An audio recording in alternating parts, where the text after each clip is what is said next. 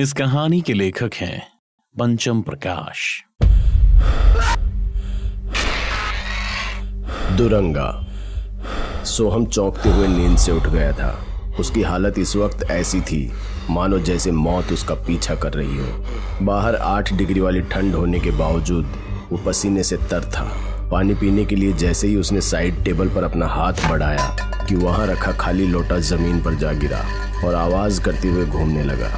इस जोर की आवाज के साथ सोहम को ये आभास हुआ कि वो अपने घर में है ही नहीं, वो कहीं और है, जंगल के एक काठ के घर में, जहां बाहर बहुत सूखे हुए पेड़ हैं और उस पर गिद्ध बैठे हुए हैं, जैसा कि उसने सपने में देखा था। सपने में तो उसने ये भी देखा कि गिद्ध उड़ता हुआ अचानक उसके पास आ जाता है। इसलिए सोहम खिड़की के पास जाकर खड़ा हो गया, ये देखने के लिए कि क्या सच में ऐसा होगा। वो खिड़की के पास पहुंचा ही था कि एक गिद्ध ने उसकी तरफ अपनी गर्दन घुमाई और तेजी से सोहम की तरफ बढ़ने लगा।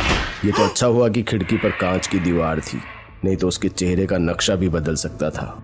सोहम सहमा हुआ खिड़की से थोड़ा दूर हट गया और भागता हुआ उस कमरे से निकलकर सीधे नीचे के हॉल में पहुंच गया, क्योंकि उसे अपने सपने की झलकियों में एक लाश भी दिखी थी और यहाँ सच में उसके सामने खून से लथपथ एक लाश पड़ी थी।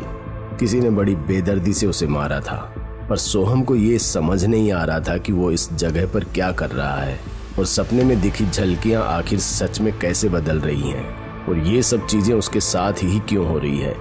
ये सब सोचकर सोहम का दिमाग दर्द से फटा जा रहा था। उसे बार बार किसी लड़की की झलकियां दिखाई दे रही थी, लेकिन उसका चेहरा साफ नहीं दिख रहा था, पर किसी ने उस लड़की के बालों को पीछे से पकड़ रखा था और वो दर्द से चीख रही थी।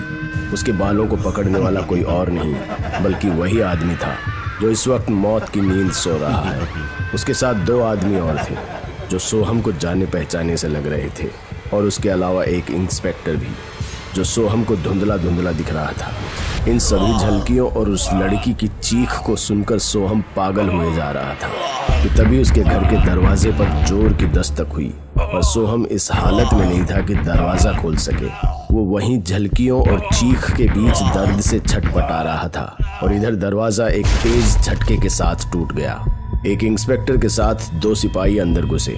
फिर जैसे ही इंस्पेक्टर कबीर ने उसे छुआ तो वो जमीन पर गिर पड़ा और जब उसकी आंख खुली तो वो एक इंट्रोगेशन रूम में इंस्पेक्टर कबीर के सामने बैठा था, जो इस वक्त खुद भी थोड़ा सहमा हुआ था।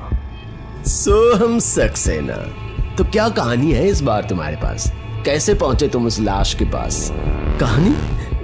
ये सच है, कल रात को मैं अपने कमरे में सोया था, मुझे नहीं पता मैं वहां कैसे पहुंचा। तू नहीं गया था तो क्या तुझे कोई भूत उठा कर ले गया था? I don't know, actually I need my lawyer. वो तो आ ही जाएगा अपनी पूंछ हिलाते हुए। पहले भी 2 बार बचा चुका है वो तुझे, पर इस बार उसके आने से पहले मैं तुझसे सच उगलवा ही लूंगा। सच? क्या सच बताऊं मैं तो मरने वाले को जानता भी नहीं। मरने वाले 3 दोस्त थे और वो भी शहर के छंटे हुए बदमाश। तीनों एक एक करके मारे गए और हर जगह तू वहां मौजूद था, लेकिन वहां मौजूद एक भी सबूत तेरे खिलाफ नहीं। अब बता भी दे, आखिर कैसे करता है ये सब तू? इंस्पेक्टर ने इतना कहा ही था कि तभी थाने में सोहम का वकील पहुंच गया। चूंकि उनके पास सोहम के खिलाफ एक भी सबूत नहीं था, इसलिए इंस्पेक्टर को सोहम को छोड़ना पड़ा, क्योंकि इस बार सोहम का वकील सोहम के बीमार होने की रिपोर्ट लेकर आया था। तेरा कुछ लिंक तो है इस मर्डर से, कब तक बचेगा अपने पैसों के दम पर? कभी ना कभी तो आएगा शिकंजे में। वैसे किस्से बहुत खूब सुने हैं इंस्पेक्टर साहब आपकी ईमानदारी के। कहूँ तो अगली सुनवाई में कोर्ट में जाहिर कर दूं। अरे जाने दो, चलो चलते हैं। पर हाँ, मुझे आजकल कुछ अजीब झलकियां दिखती हैं जिनमें वो तीनों एक लड़की को मार रहे होते हैं और एक इंस्पेक्टर भी उनकी मदद करता है। वो तीनों तो नहीं रहे, बस वो इंस्पेक्टर बचा है। और अगर वो तुम हो तो पहले ये सोचो कि खुद को कैसे बचाओगे। सोहम इतना कहता हुआ आगे निकल गया, लेकिन उसकी बात सुन मानो कबीर के पांव तले जमीन खिसक गई। वो लड़खड़ाते हुए टेबल से टकराया और फिर वहां रखे पानी के गिलास को एक ही सांस में गटक गया। उसके दिमाग में इस वक्त बहुत कुछ चल रहा था, साथ ही उसकी बेचैनी भी बढ़ रही थी। उसे इस वक्त ऐसा लग रहा था जैसे कि उसका दम घुट रहा हो। अरे सुनो, सानिया मर्डर केस की फाइल तुरंत मेरी टेबल पर लेके आओ और उस केस में इन्वॉल्व सभी लोगों के फिंगरप्रिंट रिपोर्ट भी। और सुनो, रघु और उनके दोनों दोस्तों के मर्डर में मिलने वाले प्रिंट के साथ मैच करके देखो कि क्या मिलता है। इंस्पेक्टर कबीर ने बहुत सी काली करतूतों को अंजाम दिया था, जिस वजह से उसकी रातों की नींद उड़ती रहती थी। लेकिन सानिया मर्डर केस ही एक ऐसा कांड था जिसमें उसने उन तीनों का साथ दिया था, जिसके बाद वो भी एक रात चैन से नहीं सो पाया, क्योंकि हर रात खुद को सपने में मरते देखता था। ऊपर से सोहम की बातों ने उसकी चिंता और भी बढ़ा दी थी, इसलिए वो पागल की तरह उसकी बात को वेरीफाई करने के लिए छानबीन करने में लग गया। दूसरी तरफ सोहम भी बार बार दिखने वाली झलकियों से परेशान हो गया था। वो तीन कौन है, किसे मार रहे हैं, कौन है वो इंस्पेक्टर, उसे कुछ भी पता नहीं था। इसलिए वो इंटरनेट पर रघु और उसके दोस्तों की हिस्ट्री छानने में लग गया। तभी उसने पाया कि ये तीनों एक साथ पुलिस की हिरासत में गए थे किसी जर्नलिस्ट के खून के इल्जाम में, और तुरंत ही छूट भी गए।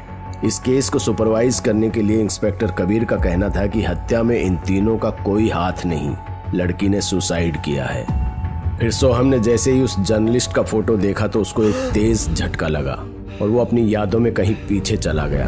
जब वो एक मॉल की पार्किंग में खड़ा था कि तभी अचानक से एक लड़की उसके पास आई और उसके हाथ में एक गिफ्ट रख दिया और कहा, इस गिफ्ट में एक सीक्रेट मैसेज है, किसी खास के लिए।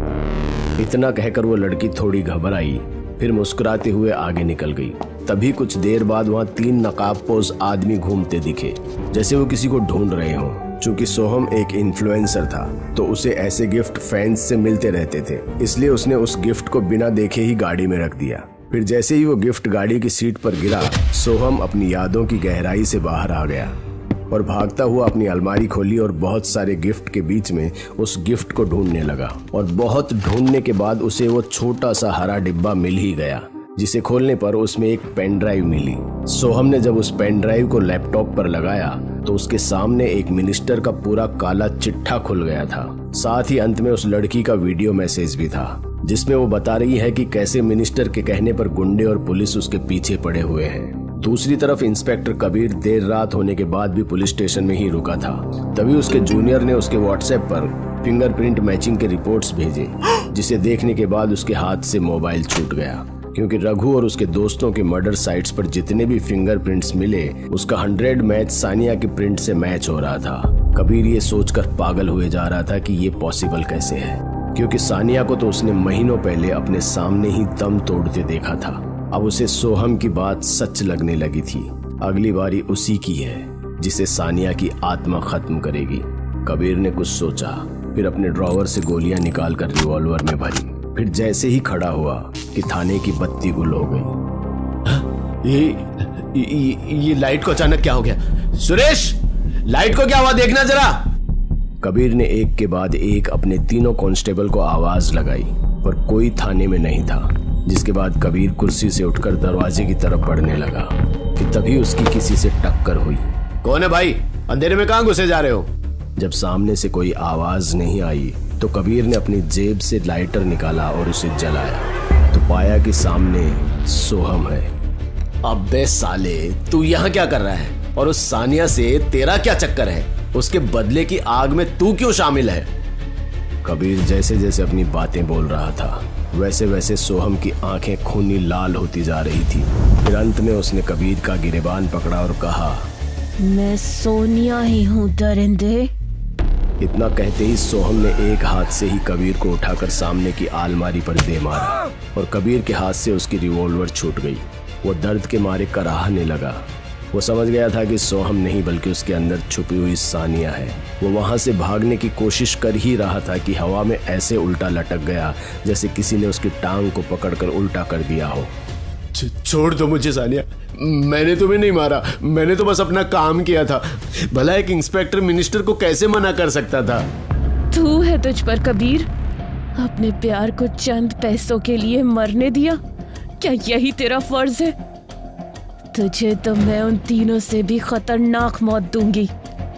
नहीं, तुम ऐसा नहीं करोगी सानिया। मैं वादा करता हूँ, मैं तुम्हें न्याय दिलाऊंगा, मिनिस्टर को जेल की हवा खिलवाऊंगा। बस मुझे छोड़ दो। कबीर की ये बातें सुन सानिया उसे छोड़ देती है और वो धड़ाम से जमीन पर गिर जाता है। और वहीं पर उसकी रिवॉल्वर भी होती है, जिसे पकड़कर वो सोहम की ओर तान देता है। इसके शरीर को जरिया बनाकर मार रही थी ना, इसे ही खत्म कर देता हूँ, फिर देखता हूँ तू क्या करती है। इतना कहते हुए कबीर एक एक करके 3 गोली सोहम के सीने पर दाग देता है, पर गोली सोहम के आर पार तो छोड़िए, उसे छू भी नहीं पाती। सोहम के पास पहुंचते ही गोली जमीन पर गिर पड़ती है, जिसे देख कबीर के चेहरे की हवाइयां उड़ जाती है। तभी सोहम निढाल होकर गिर पड़ता है और थाने में रखी एक राइफल हवा में उड़ते हुए कबीर के सामने पहुंच जाती है। सोहम मेरा जरिया जरूर था, पर आत्मा किसी की मोहताज नहीं होती कबीर। यूं तो बंदूक हवा में उड़ रही थी, पर कबीर को ऐसा लग रहा था जैसे खुद सानिया ने उसे पकड़ रखा है। इससे पहले कि कबीर कुछ बोल पाता, उसकी रिवॉल्वर वाला हाथ खुद उसकी तरफ मुड़ने लगा और अगले ही पल रिवॉल्वर उसके सिर पर तन जाती है। कबीर तो ऐसा नहीं चाहता है, पर ट्रिगर पर उसकी उंगली अपने आप ही दब गई और सामने की दीवार खून से रंग गई। और अगली सुबह हर अखबार और न्यूज चैनल में यही खबर दिखी। बीती रात थाने में एक करप्ट इंस्पेक्टर ने आत्महत्या की। मिली जानकारी के मुताबिक उसने पैसे के लिए एक जर्नलिस्ट की भी हत्या की थी, ताकि मिनिस्टर के काले राज छुपे रहें। उसके पास से एक पेन ड्राइव भी बरामद की गई, जिससे मिनिस्टर के सभी काले करतूत और देश विरोधी साजिश बाहर आ गई और अब वो पुलिस के शिकंजे में है। इसके साथ ही ये भी साफ हो गया कि जर्नलिस्ट सानिया ने आत्महत्या नहीं की थी, बल्कि उसका कत्ल हुआ था। खैर, देर से ही सही, पर उनके परिवार को न्याय तो मिल ही गया। दोस्तों, अगर आपको हमारी कहानी अच्छी लगी हो तो लाइक, कमेंट और शेयर जरूर करें। साथ ही रेगुलर अपडेट के लिए चैनल को सब्सक्राइब करें। और अगर आपके पास भी कोई डर से भरी दमदार कहानी है तो भेजिए हमारे मेल एड्रेस पर अभी।